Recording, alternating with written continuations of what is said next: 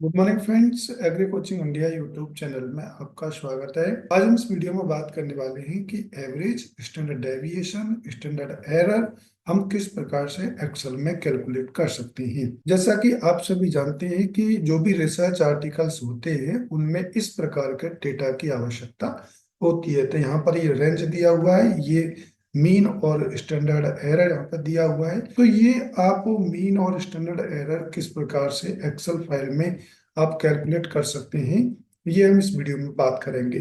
तो कैलकुलेट करने के लिए आपको सबसे पहले एक्सेल फाइल कोई भी ओपन कर लेनी है, और ओपन करने के बाद में जो भी आपके पास आपका डाटा है उसको आप टाइप कर लेंगे या फिर कहीं से कॉपी कर लेंगे जहां पर आपने टाइप किया हुआ है। तो सबसे पहले मैं बात करता हूं कि आप एवरेज किस प्रकार से निकाल सकते हैं। जैसे कि ये किसी भी क्रॉप का डाटा यहाँ पर दिया हुआ है। सपोज ये प्लांट हाइट है और प्लांट हाइट का डेटा हमने थ्री रेप्लीकेशन में लिया है। जब थ्री रेप्लीकेशन में हमने लिया है तो इसका एवरेज हमें निकालना है।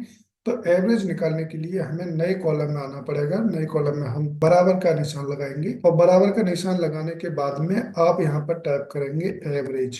तो एवरेज जब ए और बी लिखेंगे तो यहाँ पर एवरेज लिखा हुआ आ जाएगा, इस पर आपको क्लिक कर देना है।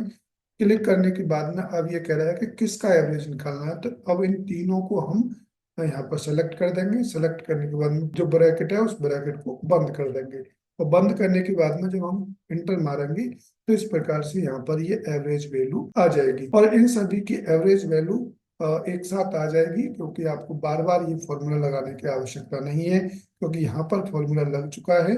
अब यहाँ पर जो ये कोना यहाँ पर दिया हुआ है, इस कोने पर जब आप दो बार क्लिक करेंगे तो यहाँ पर सभी की एवरेज वैल्यू निकल करके आ जाएगी। इसी प्रकार से अब हम स्टैंडर्ड डेविएशन निकालना चाहते हैं इसका। तो स्टैंडर्ड डेविएशन निकालने की, जैसे कि मैं आप लिख देता हूँ, ये मीन निकल गया और यहाँ पर मैं एस डी निकाल रहा हूँ। एस डी निकालने के लिए आपको क्या करना है, बराबर का निशान लगाना है और यहाँ पर लिखना है S T D E V. जब S T D E V लिखेंगे स्टैंडर्ड डेविएशन, तो यहाँ पर ये S T D E V लिखा आ जाएगा, इस पर क्लिक करना है। क्लिक करने के बाद में आप देखेंगे किसका स्टैंडर्ड डेविएशन निकालना है। तो इन तीनों का स्टैंडर्ड डेविएशन निकालना है, इनको सेलेक्ट कर देंगे। सेलेक्ट करने के बाद में ब्रैकेट को बंद कर देंगे और बंद करने के बाद में एंटर मारेंगे तो यहाँ पर ये स्टैंडर्ड डेविएशन इन वैल्यूओं का निकल करके आ जाएगा। अब ये सभी का आपको निकालना है। तो एक तो तरीका है कि आप इसको यहाँ से खींच करके नीचे तक ले आए, और दूसरा तरीका है कि ये जो नीचे कोना यहाँ पर दिया हो इस कोने पर कर्सर को रख के आप दो बार क्लिक करेंगे तो यहाँ पर ये सभी वैल्यू स्टैंडर्ड डेविएशन के निकल करके आ जाएंगी। यहाँ पर जो भी वैल्यू ये दी हुई है, इसके अलावा यदि आपके सारा एक्सेल फाइल यहाँ पर लिखा हुआ है तो वो सभी यहाँ पर कैलकुलेट एक बार में कर देगा।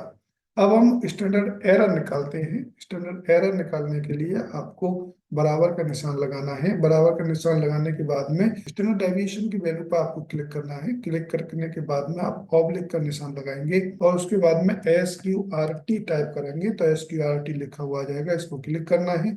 क्लिक करने के बाद में आप देखेंगे कि यहाँ पे कितने रेप्लीकेशन है। यदि दो रेप्लीकेशन है तो दो लिख देते, लेकिन यहाँ पर तीन रेप्लीकेशन में डाटा लिया गया है, इसलिए यहाँ पर तीन लिख देते हैं और उसके बाद में ब्रैकेट को बंद कर देते हैं और एंटर मारेंगे तो यहाँ पर स्टैंडर्ड एरर निकल करके आ जाएगा। अब यहाँ से आप इस कर्सर को पकड़ के आप नीचे तक खींच देंगे तो आपकी स्टैंडर्ड एरर कैलकुलेट होकर के आ जाएगी। इसके अलावा दूसरा तरीका है, आप यहाँ पर कर्सर को रख करके दो बार क्लिक करेंगे तो यहाँ पर ये वैल्यू कैलकुलेट होकर के स्टैंडर्ड एरर की आ जाएंगे। अब हम देखते हैं कि इन वैल्यूओं को आप किस प्रकार से मर्ज करेंगे। मर्ज करने के लिए यदि आप तीनों को मर्ज करेंगे तो यहाँ पर ये वैल्यू मर्ज नहीं होगी। तो मीन और स्टैंडर्ड एरर को मर्ज करने के लिए आपको आपको वर्ड फाइल में जाना है, और वर्ड फाइल में जाने के बाद में आप देखेंगे यहाँ पर आपको टेबल सेलेक्ट करनी है। जब आप टेबल सेलेक्ट करेंगे तो यहाँ पर इंसर्ट पर जाना है। तो इंसर्ट पर आप देखेंगे टेबल का ऑप्शन आ जाएगा, और टेबल का ऑप्शन आते ही आपको यहाँ पर जितनी भी टेबल लेनी है, जैसे तीन कॉलम मुझे लेने हैं तो तीन कॉलम मैं ले लेता हूँ। तो यहाँ पर मैं अपना टाइप कर लेता हूँ मीन, और यहाँ पर आप स्टैंडर्ड एरर। तो यहाँ पर आप देखेंगे प्लस माइनस का चिन्ह लगाएंगे। प्लस माइनस का चिन्ह लेने के लिए आपको आप गूगल से भी प्लस माइनस का सिंबल ले सकते हैं। प्लस माइनस को मैंने यहाँ पर कॉपी किया हुआ है, मैं यहाँ से इसको प्लस माइनस को कॉपी कर लेता हूँ, और कॉपी करने के बाद में मैं यहाँ पर इसको पेस्ट कर दूंगा। छोटा साइज है, इसके साइज को हम बढ़ा लेते हैं। अब क्या करना है कि इनको तीनों को आपको इस प्लस की वैल्यू को यहाँ पर नीचे तक ले आना है। तो सभी में पेस्ट कर लेता हूँ। ये पेस्ट हो गया। अब इसके बाद में मैं क्या करूँगा कि एक्सेल फाइल से जो मेरी ये वैल्यू है मीन की, इसको मैं कॉपी कर लूंगा। और यहाँ से कॉपी करने के बाद में फिर मैं वर्ड फाइल में आ जाऊंगा। तो वर्ड फाइल में यहाँ पर मैं इसको कॉपी कर लेता हूँ। इसके बाद में आप देखेंगे कि एक्सेल फाइल से ही मैं स्टैंडर्ड एरर को भी कॉपी कर लेता हूँ। स्टैंडर्ड एरर मैंने कॉपी कर लिया और यहाँ पर वर्ड में इसको पेस्ट कर लिया। अब मैं देखूंगा कि इसको मर्ज कैसे करना है। तो मर्ज करने के लिए पहले कॉलम मर्ज करना पड़ेगा। इसको सेलेक्ट करने के बाद में जब आप राइट क्लिक करेंगे तो यहाँ पर एक ऑप्शन आएगा मर्ज सेल।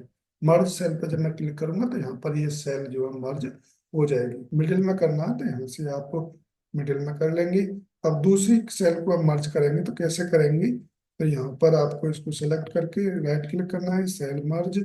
दूसरी को इसी प्रकार से कर लेंगे, दूसरी को भी। अब इसी प्रकार से आप तीसरी को भी यहाँ पर मर्ज कर लेंगे। इसी प्रकार से नेक्स्ट को भी इसी प्रकार से मर्ज कर लेंगे। मर्ज करने के बाद में आप क्या करेंगे, यहाँ पर क्लिक करके आप बैक स्पेस करेंगे और ये यहाँ पर आप देखेंगे। अब इसको आप मिडिल में यहाँ से कर सकते हैं। तो इस प्रकार से आप मीन और स्टैंडर्ड एरर इस प्रकार से कर लेंगे। क्योंकि ये जब आप रिसर्च आर्टिकल लिखते हैं तो उसमें ये मीन इस प्रकार से लिखेंगे तो आपको कोई भी पेपर में क्वेरी नहीं आएगी। और यदि आप केवल मीन लिखेंगे तो ये क्वेरी पेपर में आ सकती है। तो इसके साथ में आप स्टैंडर्ड एरर जरूर लिखें प्लस माइनस करके। तो इस प्रकार से आप स्टैंडर्ड एरर निकाल सकते हैं और अपने रिसर्च आर्टिकल में लिख सकते हैं ताकि कोई भी क्वेरी ना आए।